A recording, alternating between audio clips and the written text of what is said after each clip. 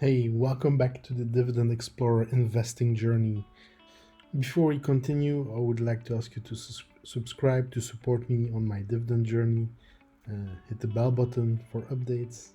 Thank you very much. Today is the fifth day of our dividend investing plan, and we are buying AT&T at a 6.9% yield. Why are we buying AT&T? Well, very simple.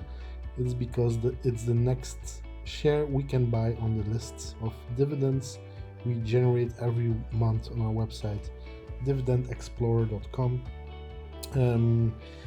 It was ranked lower than the fifth position because our broker Trading 212 did not support all the stocks that were selected. I've also changed the way it's ranked based on new learnings. So the list for next week, we will start again at the top.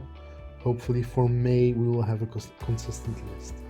So we have selected AT&T to buy. The dividends have been growing in the past 5 years, which is one of the criteria. And we also think it's a stock that will survive this recession pandemic because broadband, internet, cell phones, they will still exist. They're even more important at this time to get in touch with friends and family. Like I just had a message. Thank you. This is the first telecom industry stock we add to our portfolio.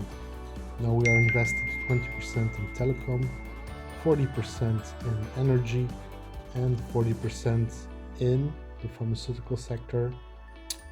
Not very diversified yet, but we still have a lot of stocks to buy this month, since our plan only allows us to buy one stock a day at the price of $50 and only follow the lists. As I said, I changed the list. I hope I don't have to change it again. So in May we will work with the same consistent results. If you want to know more about my plan and how I generate the list and why I'm doing this, you can visit my website dividendexplorer.com. When looking at the financials myself of AT&T, one thing I didn't like was the low profit margin, but that's common in the telecom sector because it's a very mature sector.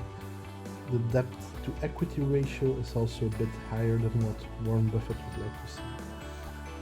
When we opened the position on Friday, we had a profit of about 2%, but the stock market rallied to the end of the day, and so our not so diversified portfolio beat the S&P 500 in its first week. We're just lucky, just a few stocks picked. Let's see what the future brings. Thank you again for listening. Thank you for following. Thank you for subscribing. See you on Monday.